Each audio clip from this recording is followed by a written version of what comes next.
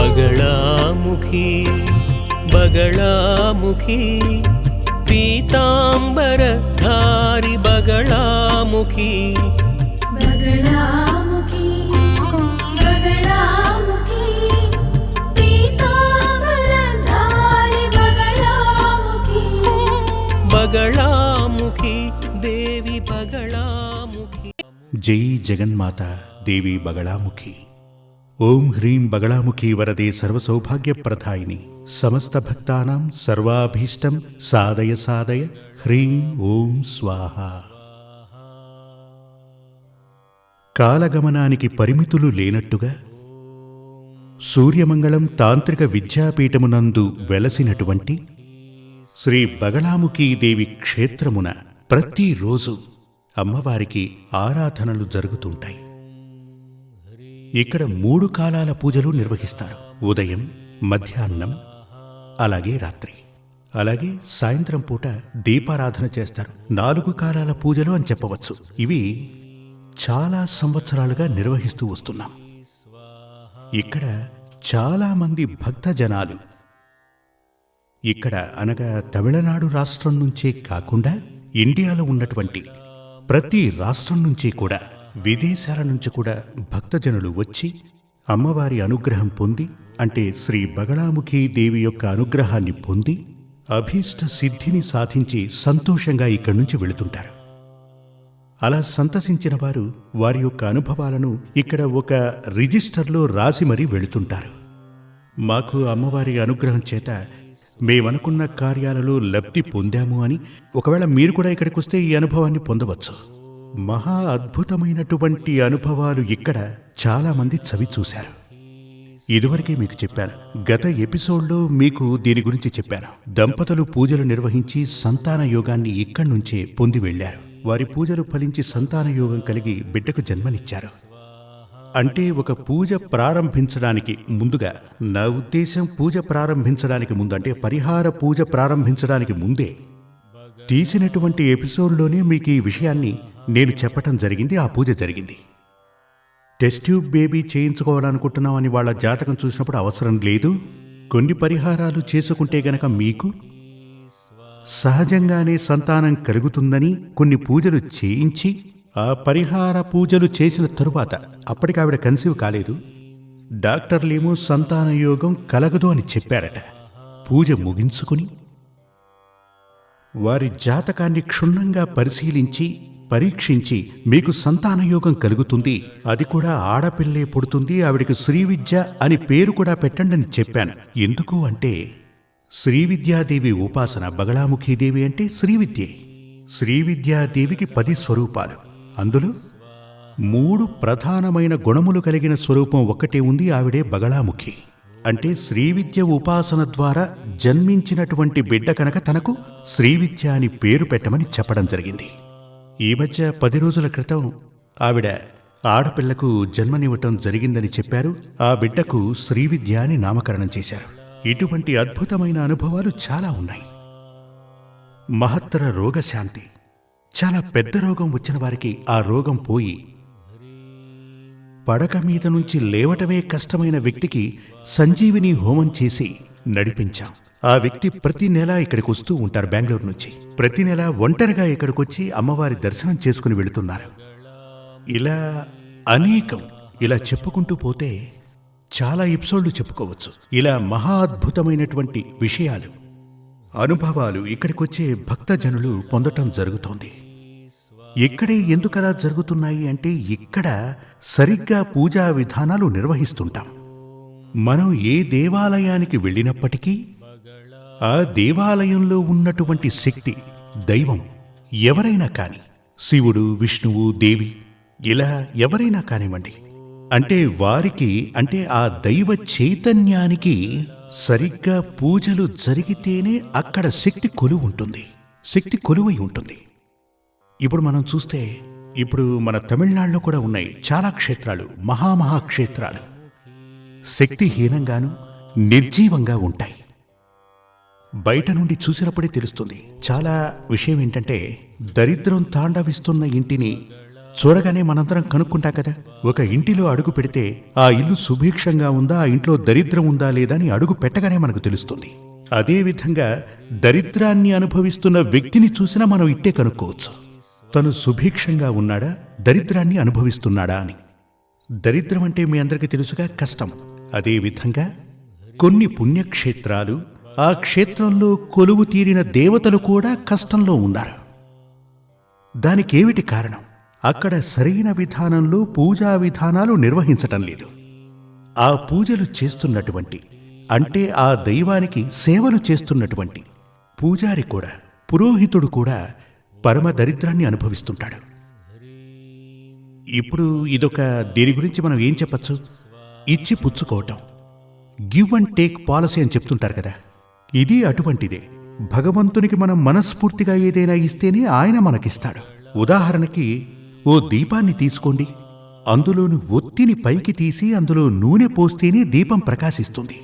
ఆ ప్రకాశమే మనకు దారి చూపుతుంది కదా. లాంతర్, ఆ లాంతర్ వెలగాలంటే ఇప్పుడు లాంతర్లు ఎవరు వాడుతున్నారు? బల్బ్ అనే మాట్లాడుకుందాం. ఇప్పుడు కరెంట్ ఉంది, మనకు బాగా వోల్టేజ్ ఉండాలి. ఆ వోల్టేజ్కి సరిపడే బల్బు కూడా ఉండాలి, లేకపోతే ఏమవుతుంది? వెలుగు చాలా హీనంగా ఉంటుంది కదా. అదేవిధంగా దేవుడు ఎవరైనప్పటికీ సరైన విధానంలో పూజా విధానాలు చేస్తేనే ఆ దైవ చైతన్యం ప్రకాశిస్తుంది. అలా శక్తివంతుడైన దేవుడే మనల్ని రక్షించగలడు. అంటే ఏ దేవాలయానికి వెళ్ళినా కొందరు చెప్తుంటారు, అవును స్వామి, నేను చాలా దేవాలయాలకు వెళ్ళాను, ఎటువంటి ఫలితం లభించలేదు అంటారు. ఇలా చూడండి, దేవుళ్ళంతా ఒక్కటే. ముందుగా ఆ విషయాన్ని తెలుసుకోండి. అన్ని దేవాలయాలకు వెళ్ళక్కర్లేదు, ఒక్క దేవాలయానికి వెళితే చాలు, ఒక్కరిని దీక్షగా ధ్యానిస్తే చాలు. అలా ఉన్నప్పుడు మీ కష్టనష్టాలనన్నింటినీ తీర్చేటువంటి బాధ్యత, ఆ శక్తి ఆ భగవంతునికి ఉంటుంది. కానీ ఆ భగవంతుడే గనక శక్తిహీనుడైతే, శక్తిహీనుడైనటువంటి వాని దగ్గరికెళ్ళి మనల్ని కాపాడమంటే శక్తిహీనుడు మనల్ని ఎలా కాపాడతాడు? కాపాడలేడు కదా. సూర్యమంగళానికి సంబంధించినంత వరకు నిష్టగా పూజలు నిర్వహిస్తూ ఉంటాం.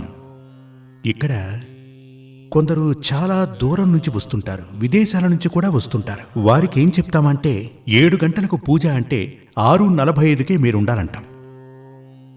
మీకోసం ఎదురు చూడటం కుదరదు. ఇక్కడ పూజలు నిష్టగా చేస్తుంటాం. ఇక్కడికొచ్చే కొంతమంది చెప్తూ ఉంటారు, ఇది లోకంలోనే అద్భుతం అని. నేనే ఊరికే చెప్పట్లేదు, మీరు కావాలంటే ఇక్కడికొచ్చి చూడండి, మీరది కళ్ళారా చూడవచ్చు.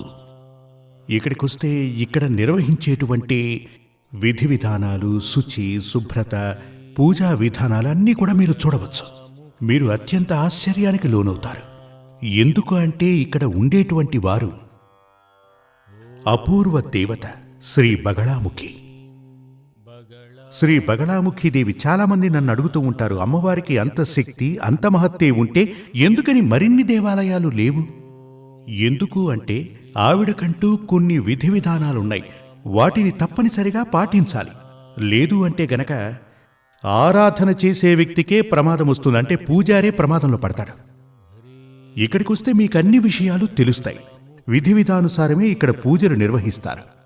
అలాగన మనిషిగా పుట్టిన ప్రతి ఒక్కరూ శరీర రూపేణా మనిషిగా ఉంటూ మానసికంగా మృగంలా ప్రవర్తించేవాళ్ళు 1,00,000 మంది ఉన్నారు. అలా ఉన్నటువంటి వారికి ఇది అర్థం కాదు.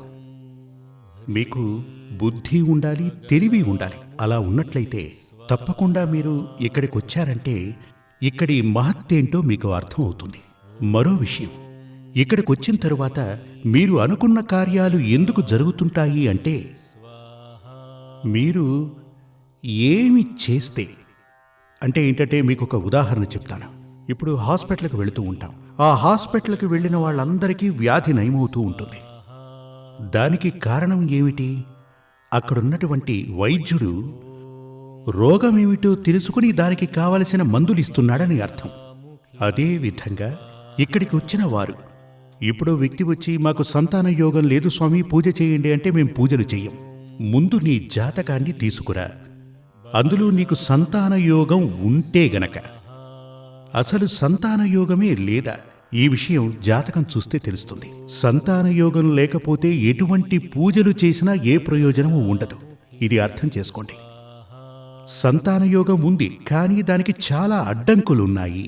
ఆ అడ్డంకులు తొలగిస్తే సంతానయోగం కలుగుతుంది అంటే పూజలు నిర్వహిస్తే దానికి ఫలితం లభిస్తుంది. ఆ విధంగా మీరు చాలా మ్యాగజైన్స్లో అంటే వీక్లీ ఇలాంటి పత్రికల్లో మీరు చూస్తూ ఉంటారు. చాలామంది జాతకాలు చెప్తూ ఉంటారు. మీరు నా దగ్గరికి రండి, మీకున్న దోషాలన్నీ నివృత్తి చేస్తాను అంటారు. విద్యా విజయ యంత్రాన్ని పెట్టుకోండి, మీరు విద్యలో భాసిల్లుతారు అంటారు. ధనాకర్షణ యంత్రాన్ని పెట్టుకోండి, మీరు ధనవంతులవుతారు అని చెప్తూ ఉంటారు. అలాంటివన్నీ ఊరికే మిమ్మల్ని మోసం చేయటానికే. ఒకటి జాతకంలో నేను ఇదివరకే మీకు చెప్పాను, ఒకరి జాతకంలో దరిద్ర యోగం ఉంటే కనుక అతను తన ఇంట్లో వేల కొద్దీ యంత్రాలు ఎన్ని పెట్టుకున్నా దరిద్రం ఉండి తీరుతుంది. దానిని మార్చటం కుదరదు. కానీ మీ జాతకంలో ఆ యొక్క ధనభాగ్య యోగం గనక మరుగున పడి ఉంటే, ధనభాగ్య యోగం మీకు ఉంది కానీ అది మరుగున పడి ఉంది. అలా ఉన్నటువంటి వారు పరిహారాలు చేసుకుని ఈ యంత్రాన్ని ఉంచుకుంటే ఫలితం లభిస్తుంది. ఇప్పుడు చూడండి, మీ అందరికీ అర్థమయ్యేలా ఓ ఉదాహరణ చెప్తాను. నేను కళ్ళజోడు పెట్టుకున్నాను. ఇప్పుడు నన్ను చూస్తున్నటువంటి మీలో కొందరు కళ్ళజోడు పెట్టుకుని ఉంటారు. నేను గనక ఈ కళ్ళజోడు తీసేశాను అంటే ఓ బుక్ చూస్తే నాకు ఏమీ కనపడదు. అంటే ఏదీ పూర్తిగా క్షుణ్ణంగా కనపడదు. నేను 3వ క్లాసులో ఉన్నప్పుడు, అంటే నేను 3వ తరగతి చదువుతున్నప్పుడు నాకు కళ్ళజోడు తీయించారు నా తల్లిదండ్రులు, మా అమ్మ నాన్న. నేను పోస్ట్ గ్రాడ్యుయేషన్ కంప్లీట్ చేశాను. అంటే నా తల్లిదండ్రులు కొంత తెలివైన వారు కాబట్టి ఓ మంచి డాక్టర్ దగ్గరికి తీసుకెళ్లి నాకు కళ్ళు చెక్ చేయించిన తరువాత నాకు ఈ కళ్ళజోడు తీయించారు. నేను బాగా చదవగలుగుతున్నాను, అలాగే పీజీ కంప్లీట్ చేశాను. నా తల్లిదండ్రులకు గనక తెలివి లేకపోతే మా అబ్బాయికి కళ్ళు కనపడడం లేదని బాధపడేవాళ్ళు, నేను మాత్రం అంధుడిగా మిగిలిపోయేవాణ్ణి. కానీ అందుకని ఈ యొక్క కళ్ళజోడు చూపే లేనటువంటి వ్యక్తికి పెడితే ఉపయోగం ఉంటుందా? ఉండదు కదా. కనుచూపు లేని వ్యక్తికి నా కళ్ళజోడిచ్చి పెట్టుకోనాయనా అంటాను. ఎలాంటి ఉపయోగం లేదు. అదేవిధంగా ముందు నుంచే నా కంటికి ఏదో ప్లస్ పాయింట్ ఉంది, కానీ కొన్ని అడ్డంకులున్నాయి. ఆ అడ్డంకులు తొలగడానికి కొన్ని మెడిసిన్స్ తీసుకుని కళ్ళజోడు పెట్టుకునేసరికి 100% నాకు యూజ్ అయింది. అదేవిధంగా మీ జాతకాన్ని పరిశీలించాలి. జ్యోతిష్య శాస్త్రం తెలిసిన వాళ్లే చూడాలి. ఊరికే అలా జాతకాన్ని పట్టుకుని కొంతమంది ఎన్నో రకాల సంబంధాలు చూశాము స్వామి, ఇప్పుడేమో పెళ్లి చేసుకుంటే వాళ్ళిద్దరూ కోర్టుకు వెళ్లారని నా దగ్గరికి చాలామంది వస్తుంటారు. ఎప్పుడు కూడా జాతకమని చెప్పబడేది మన తలరాతే, మన గమ్యం. దాన్ని తీసుకెళ్లి మూఢుల చేతిలో పెట్టకండి. తెలిసిన వ్యక్తికి గనక మీరు ఆ జాతకాన్ని చూపిస్తే మనకు యోగాలు ఉన్నాయా, అసలు యోగ భాగ్యం ఉందా, ఏం చేస్తే ఆ యోగాలు లభిస్తాయని మనకు తెలుస్తుంది. అలా కార్యసిద్ధితో ఇక్కడికి వచ్చేవారికే కార్యాలు విజయవంతం అవుతున్నాయి, అనుకున్న పనులు జరుగుతున్నాయి. అదొక్కటే కాదు, దేవతలకే దేవత అయినటువంటి మహాదేవి ఉంది కదా. ఇప్పుడు మీ అందరికీ తెలిసే ఉంటుంది, ఈ కేసులవి నడుపుతుంటారు కదా. జిల్లా court, sessions court, high court, supreme court అని పైదాకా వెళుతుంటారు కదా. ఈ చిన్న చిన్న కోర్టుల్లో కొంతమందికి శిక్ష వేస్తూ ఉంటారు, పనిష్మెంట్ ఇస్తూ ఉంటారు. హైకోర్టుకు వెళితే ఏం జరుగుతుంది? హైకోర్టులో ఇంకేముంది, సరే పనిష్మెంట్ ఇస్తూ ఉంటారు. సుప్రీంకోర్టుకు వెళితే ఆ కేసుని కొట్టేస్తారు కదా. పక్కవాళ్ళు కూడా ప్రయత్నిస్తూ ఉంటారు. అంటే ఈ సుప్రీంకోర్టు అని చెప్పబడేది సుప్రీం పవర్. దానిపైన ఇంకేం లేదు. మన దేశానికి సంబంధించి దానిపైన ఇంకేం లేదు. అదేవిధంగా దైవాలకే దైవం, సాక్షాత్తు శక్తి స్వరూపిణి అయినటువంటి Bagalamukhi, the supreme power of the God. దాన్ని మర్చిపోకండి. ఏ విధినైనా మార్చగలిగే శక్తి ఆవిడకుంది, ఆ అమ్మవారికి ఉంది. ఆవిడనే శరణు కోరితే మరొకరిని శరణు వేడుకోవలసిన అవసరం లేదు. జై జగన్మాతాదేవి బగళాముఖి. నేను చెప్పేది మీకు అర్థం కావాలి. జగన్మాత అయినటువంటి ఆ పరాశక్తే నాలో ఉండి ఇలా మాట్లాడిస్తోంది, మిమ్మల్ని వినేలా చేస్తోంది. ఆ తల్లి నేను చెప్పేది మీ అందరికీ అర్థమయ్యేలా మీకు అనుగ్రహం చూపాలి. జై జగన్మాత దేవి బగళాముఖి. శ్రీ సూర్యమంగళం అద్వైత వేద విద్యాపీఠంలో తాంత్రిక పూజల్లో సిద్ధహస్తులైన ఎందరో ఆచార్యులు అమావాస్య, పౌర్ణమి రోజుల్లో ప్రత్యేక యాగాలు నిర్వహిస్తారు.